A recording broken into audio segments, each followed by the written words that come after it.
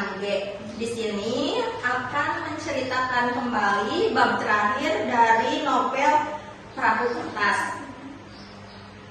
Nah, lanjutan dari minggu kemarin, di sini ada pesta ulang tahun Noni.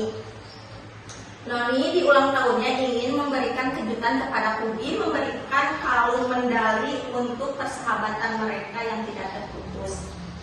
Tetapi di sisi lain Kugi berniatan untuk tidak datang karena dia lebih takut hatinya tersakiti karena melihat Kenan dan Wanda. Pas acara ulang tahun pun berlangsung. Nah, Kugi tidak datang. Secara otomatis Noni pun merasa sakit hati dan serasa tidak dianggap, ditelepon tidak diangkat. Nah, di sisi lain karena Wanda ini terlalu terlalu over mungkin. Jadi selama dia hubungan dengan Kenan, untuk menyentuh tangannya pun Kenan itu belum pernah. Jadi ini si ceweknya yang agresif. Nah, di sisi lain dia minum alkohol, otomatis dia tuh mabuk. Nah, setelah acara dia itu jadi di sisi acara itu dia itu rusuh sambil mau jatuh. Nah, otomatis sama Eko disuruh diantar ke kamar dia oleh Kenan. Nah, sama si Kenan diantar lah dia ke kamarnya. Sampai di kamar, Wanda pun menggoda si Kenan, tapi dia itu dalam hatinya hati dia tertuju pada Kugi. Nah, setelah dia melukis tangannya, tidak dari itu, dia melihat bahwa lukisan-lukisan yang dia pampang di acara pameran ternyata ada di kamar Wanda. Otomatis dia berpikir bahwa lukisannya itu tidak terjual oleh orang lain, melainkan dibeli oleh pacarnya sendiri. Dari sana Kenan pun marah, dan Wanda pun dengan jujur dia hanya ingin membeli hatinya karena dia terlalu cuek kepada dia. Cowok yang lain mungkin tergila-gila sama dia, tapi kenapa begonya Wanda, kata dia, kenapa begonya saya ingin terus kepada kamu, sehingga lukisan-lukisan yang kamu punya di pameran itu ya saya yang beli, kata dia. Sambil dengan marah, kecewa, jadi rasa percaya diri Kenan melukis itu down ke bawah, karena yang membeli itu bukan yang suka kepada lukisannya, melainkan pacarnya sendiri.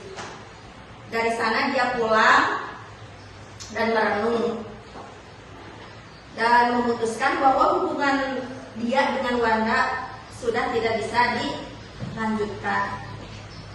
Setelah itu Kenan pun pergi ke Bali. Dia meninggalkan Bandung dan meninggalkan kenangannya bersama Kugi. Dia ingin mencari jati dirinya sendiri dan berfokus memulai lagi dari nol tentang cita-citanya menjadi pelukis terhebat. Nah, di Bali dia mulai melukis. Dia melukis cerita dari Kugi. Jadi meskipun dia pergi meninggalkan Kugi dan Bandung, tapi hatinya masih tertuju kepada Kugi.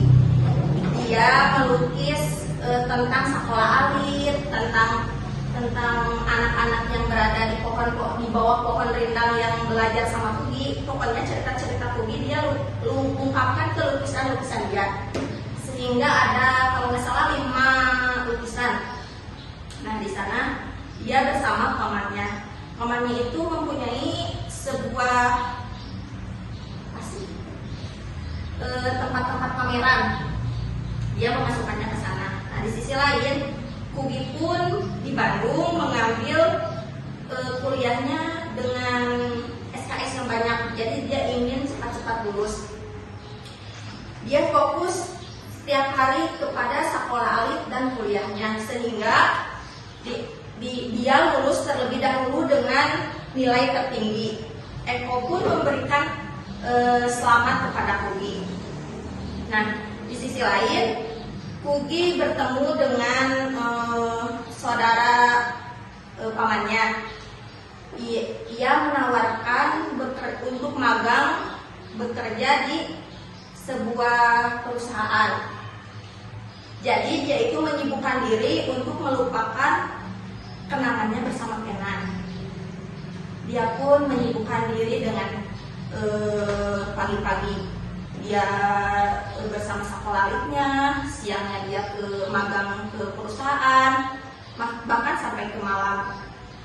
Nah, di sana Kugi pun inspirasi dia dalam bekerja di perusahaan diterima oleh bosnya, sehingga bosnya itu mulai nyaman ke dia. Terus dia menceritakan hal anehnya, setiap perasaan yang dia punya setiap hari harus ditulis di perahu kertas dan dihanyutkan ke sungai. Suatu hari bosnya pun ngajak Kugi dinner malam, karena dia memberikan reward atas apa hasil kerja dia untuk perusahaan dia yang sukses itu, atas ide dia. Nah, si bosnya namanya Remy.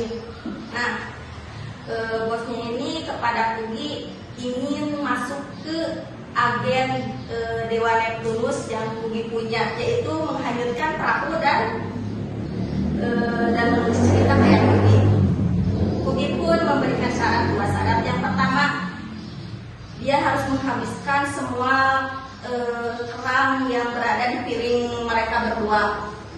Nah, bosnya itu sudah menghabiskan. Yang kedua, bosnya harus mampu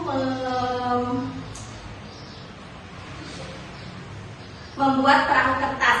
Nah, bosnya itu di sana membuat perahu kertas. Sudah sukses, lalu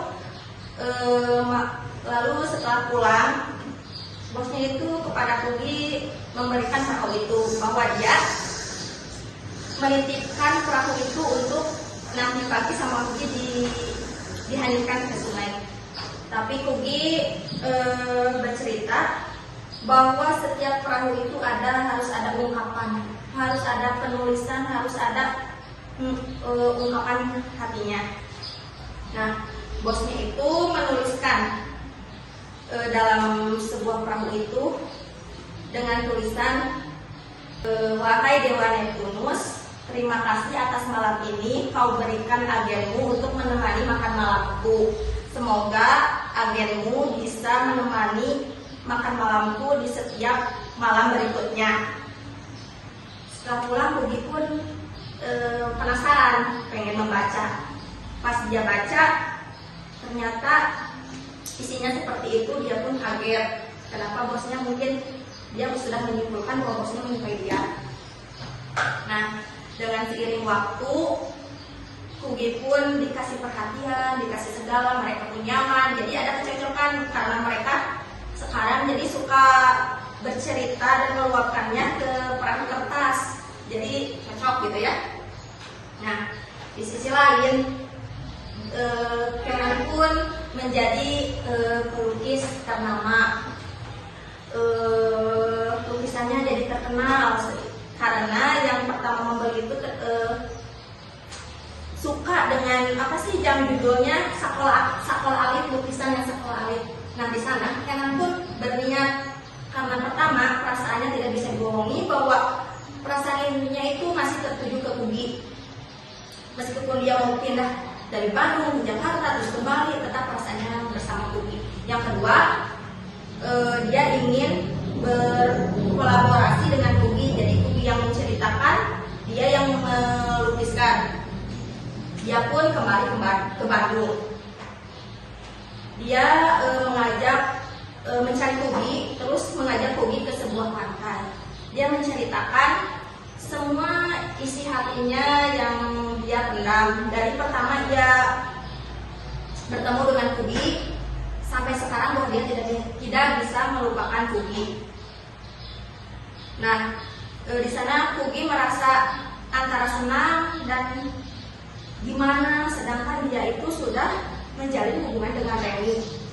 Di sana Kugi menolak karena dia lebih memilih Remy, karena dia beranggapan bahwa Kenan itu hanya dongeng di masa lalunya. Kenan pun pulang kembali karena dia merasa sakit hati ditolak dengan Kugi. Dia pun kembali melanjutkan karya-karyanya. Setelah beberapa bulan kemudian, karya Kenan semakin luas, dia semakin terkenal. Di satu sisi, mereka itu dipertemukan kembali di sebuah event. Mereka bertemu, langsung mengobrol dan mengajak kembali untuk duduk makan berdua. Kenan dan Kugi di sana menceritakan semua kegundahan yang di dalam hati mereka masing-masing. Kugi pun jujur di sana, meskipun dia sudah menjalani beberapa bulan dengan hatinya masih tetap dengan Kenan. Nah, di sana mereka saling mengungkapkan isi masing-masing.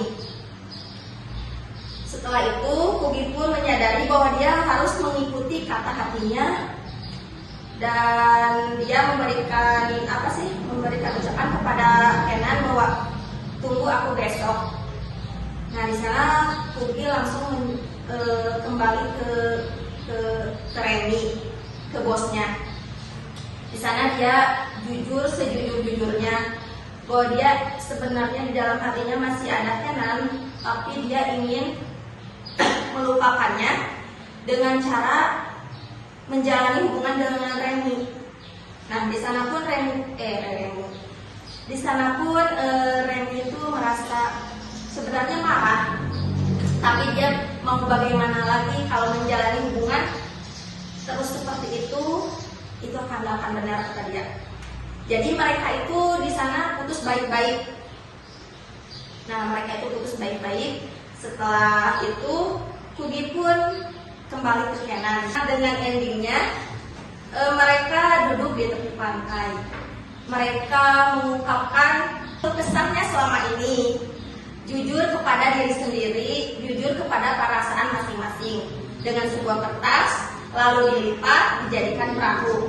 Nah, mereka tuh sekarang menghanyutkannya bukan berniatan ke Dewa Neptunus, tapi kepada perasaan mereka masing-masing supaya cintanya terjaga sampai selamanya.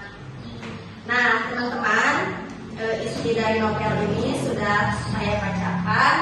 Jadi teman-teman, hikmah dari novel ini, kehidupan kita itu seperti perahu kertas. Kadang kita itu perahunya tenang, kadang terombang-ambing oleh ombak. Nah, di sini juga di hikmahnya kita itu harus menuruti kata hati, jangan berlawanan. Terus kalau cita-cita kita harus kejar dengan sungguh-sungguh. Demikian novel ini. Wassalamualaikum warahmatullahi wabarakatuh.